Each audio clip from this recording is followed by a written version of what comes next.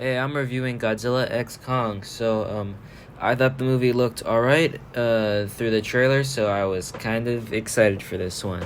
Big disclaimer, I have not seen a single US released MonsterVerse movie, but that didn't impact my viewing at all. I got basically everything that was going on. I might make points in this review that are issues or positives with every single MonsterVerse movie, so yeah. Minor spoilers. If you want to go in blind, obviously skip this one, and yeah, that's about it. Let's get into it. This movie relies on visuals a ton, and I'm so thankful to say this, but visually this movie is great from start to finish. There are almost no weak moments. I've been so used to bad looking films that it's nice to finally see a good looking movie, especially after being paired with Dune Part 2. I mean, I don't think there's anything here that really stands out visually. It's just very good throughout. This is very great compared to something like I guess the Marvels that also completely relies on visuals and fails. If this movie had bad visuals, it would absolutely not work at all. There's some great shots occasionally, like there's an upside down shot at one point that looks really good, and the cinematography is pretty good throughout. One thing though, the movie just has a black screen with white text as the end credits. For a movie that looks really good visually and has so many distinct color choices, you could have at least made something, just saying. Okay, so I will expand on this more later, but this really isn't a Godzilla film. It's almost all about Kong, so I figured I would talk about his plot since it's a big chunk of the movie, and it's pretty good in my opinion. The Kong subplot is wordless, and I think the movie does a pretty good job with it,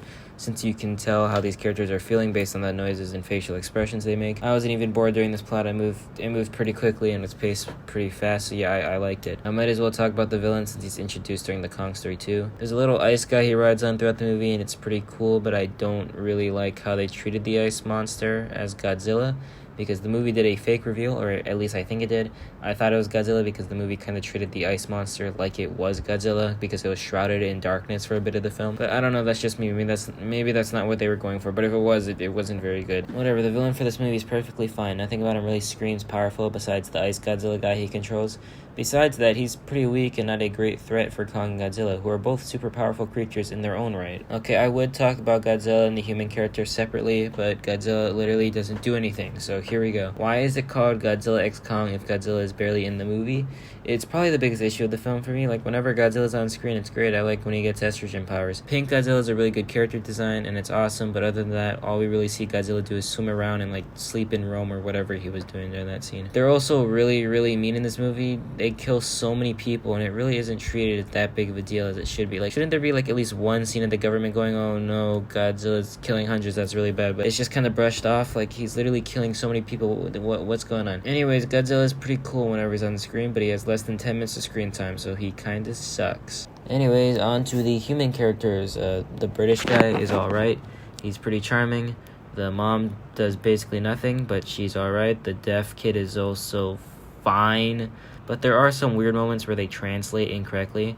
There's two parts where the deaf girl signs something and there's no subtitles for it, so a separate character can ask her what she said, what is the point of it, and you could just write that out. It's just very strange. And then there's Bernie, who is the only character name I remember, which is weird because he's the worst one. He's just pretty annoying.